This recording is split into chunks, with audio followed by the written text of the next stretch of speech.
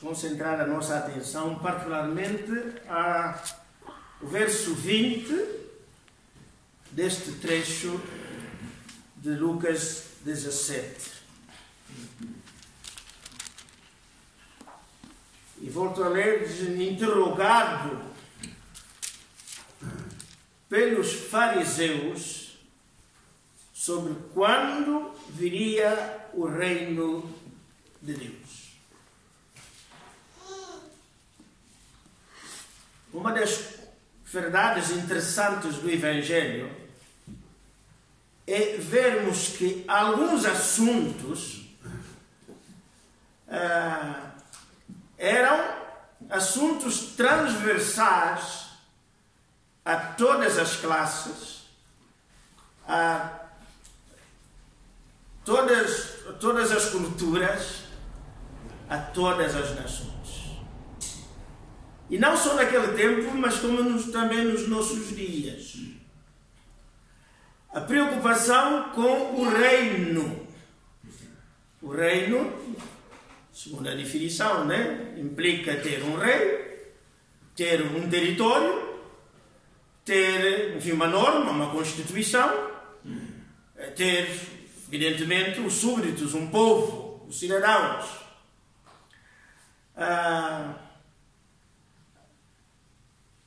Ainda nos nossos dias subsistem ainda várias monarquias.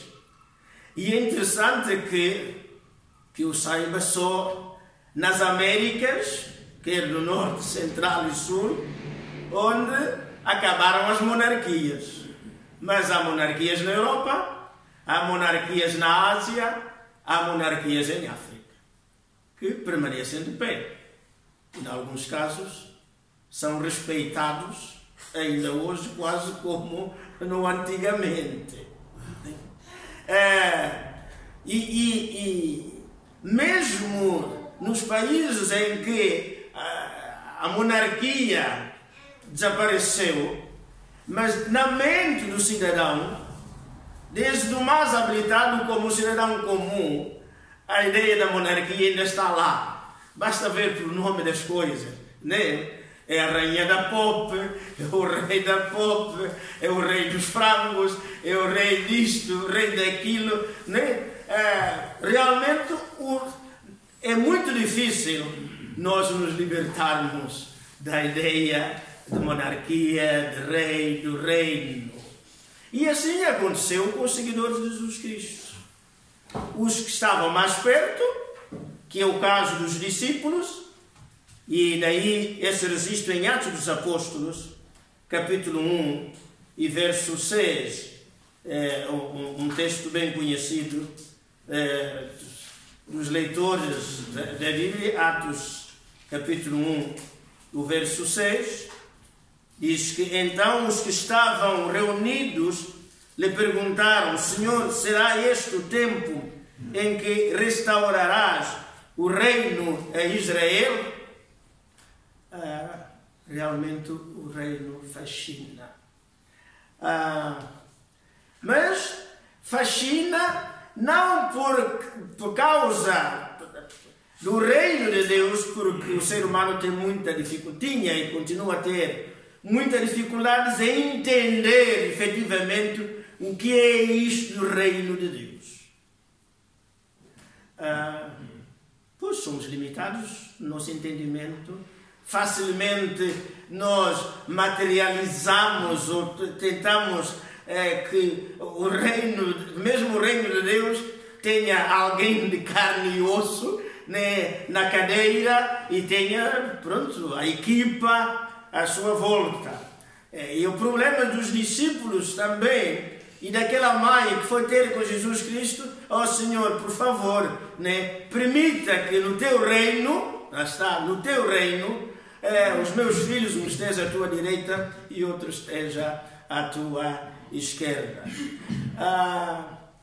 Mas sempre pensando no modelo humano. Aí, 1 Samuel, no capítulo 8, temos um destes exemplos bíblicos em que diz-nos no verso 4 de 1 Samuel 8, então os anciãos de todo Israel se congregaram e vieram a Samuel a Ramá. Que houve uma reunião prévia, antecipada dos líderes da congregação, dos líderes, chamemos assim, da igreja. Não pode, nós temos que mudar isto, porque como está não tem jeito nenhum, já é um chão que já deu uvas, temos que mudar. E então combinaram e apresentaram um pedido a Samuel, e o pedido é o que está aqui, né? Verso 5, e lhe disseram: vê, Samuel, já estás velho, e teus filhos não andam pelos teus caminhos. Constitui-nos, pois, agora um rei sobre nós, para que nos governe como têm todas as nações. Meus irmãos, este povo, que desde o dia que saiu do Egito, sob a liderança humana de Moisés, mas divina de Deus, que os protegeu da maneira como todos nós conhecemos. Basta lembrar no exemplo de 40 anos sem as solas das sandálias se estragarem. Ninguém morreu de insolação, ninguém caiu num buraco porque tropeçou e era de noite, não tinha luz, e por isso. Mas o maná, a comida, durante 40 anos, onde eles não lavraram, não tinham despensa, não tinham arca frigorífica, não tinham nada dessas coisas. Mas todos os dias comiam e bebiam. Mesmo assim, chega a esta altura e eles dizem: a erva do quintal do vizinho é sempre mais verde. Nós queremos um rei. E eles fixam como têm as outras nações. Meus irmãos, quando nos lembramos da história universal, a grandeza que a cultura do Egito tinha atingido, ainda hoje, né, cidade como Arnak, Luxor, com construções fabulosas, é natural que este povo se sinta atraído a copiar os modelos de fora.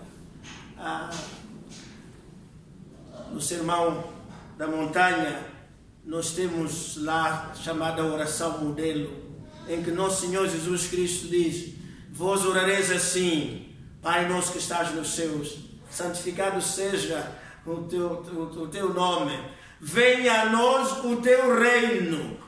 É provável que ao longo da história o povo de Deus, mesmo citando várias vezes esta oração, que nunca tenhamos até agora entendido verdadeiramente, mas afinal de contas, o que é isso de venha o teu reino?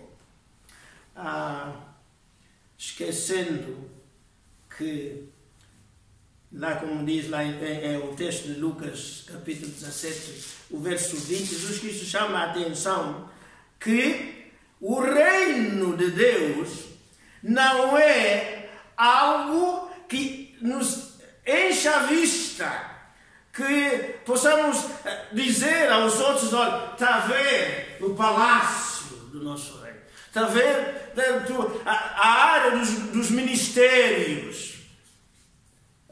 Parece, uma das coisas, quando vivia na região de Lisboa, que me impressionava quando ia à zona do Restelo, um pouco mais acima do campo de futebol dos belenenses, é a zona das embaixadas.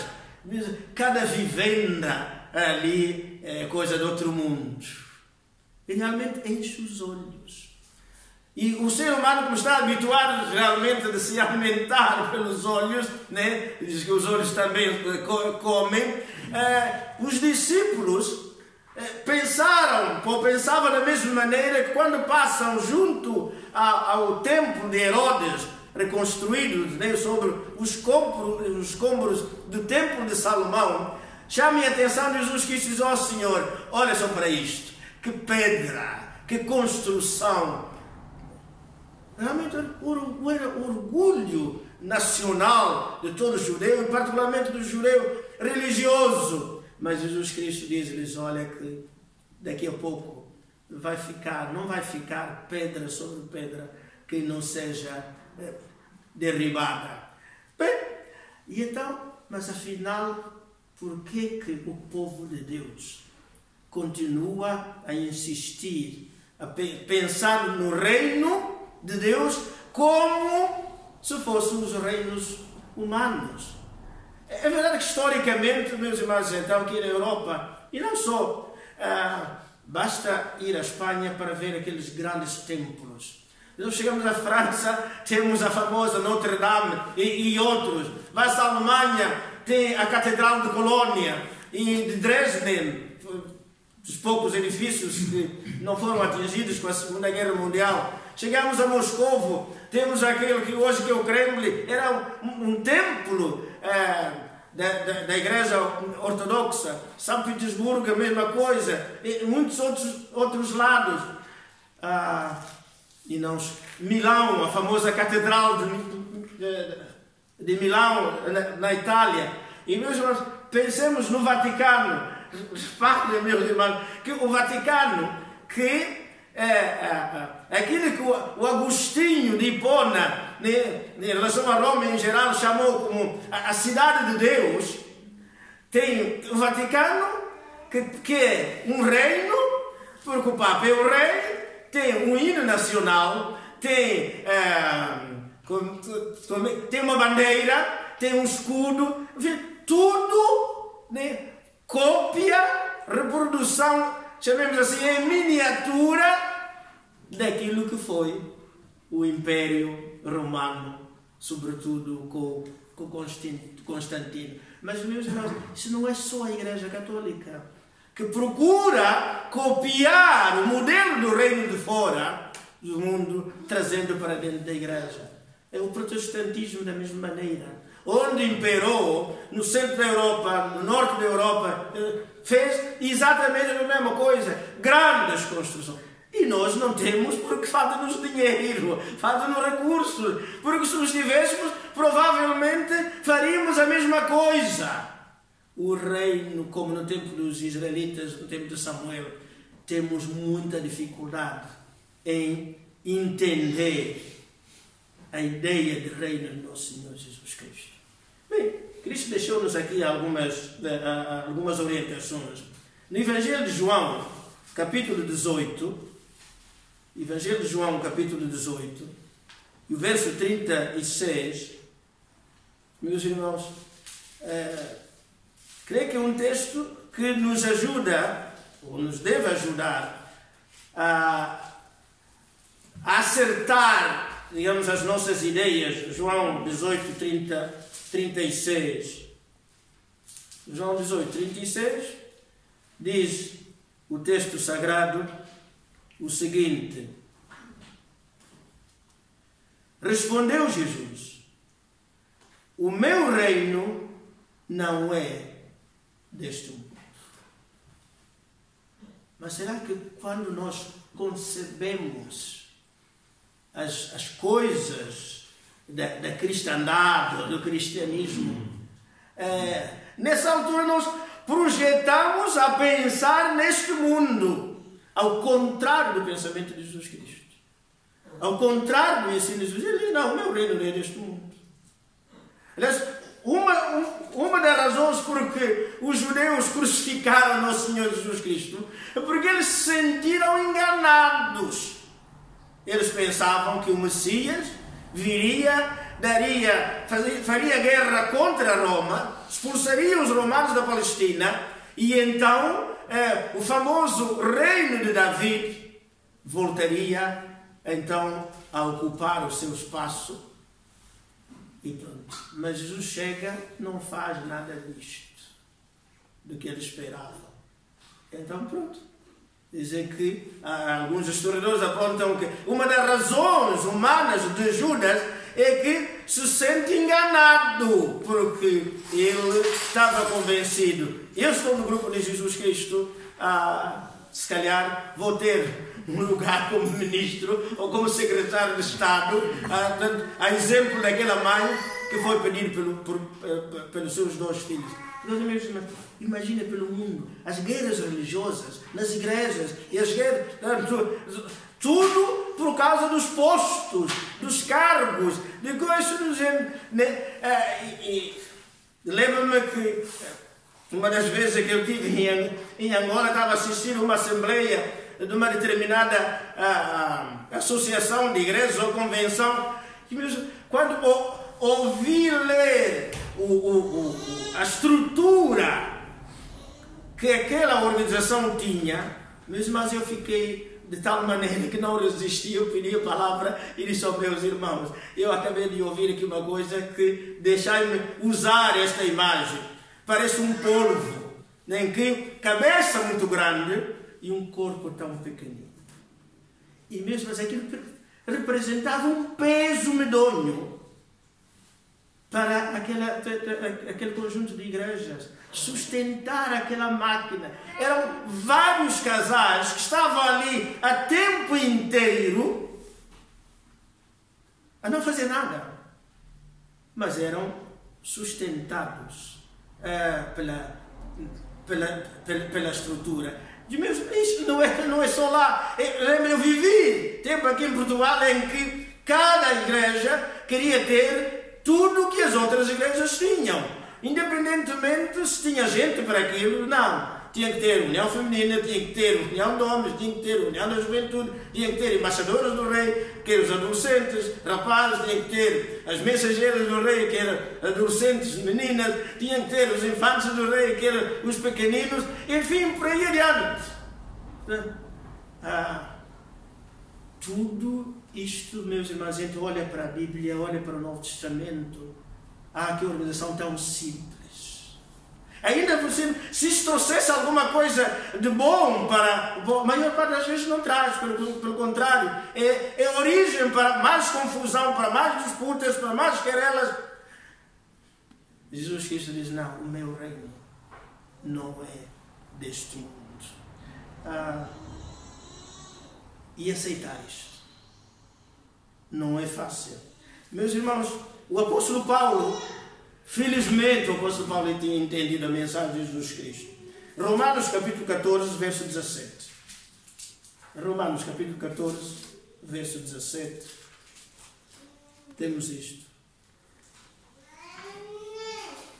Porque, diz Paulo, o reino de Deus não é comida nem bebida, mas justiça e paz e alegria no Espírito Santo. Mesmo uma definição tão contrária a quase tudo que a gente tem na cabeça sobre o reino de Deus. O reino de Deus não é comida nem bebida, mas justiça, paz e alegria pelo Espírito Santo. Então, isto é obra interior.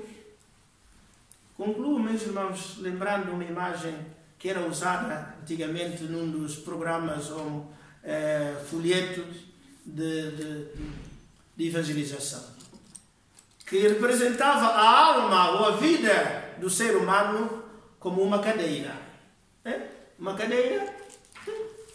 Uma cadeira. E então, essa cadeira é que era a vida da pessoa. E a seguir, então, tinham a letra, portanto, desenhada, né? Eu, na cadeira. E a cruz ao lado da cadeira. O simbolismo disso significa que uma vida sem Cristo é a pessoa que estava na cadeira e Cristo fora.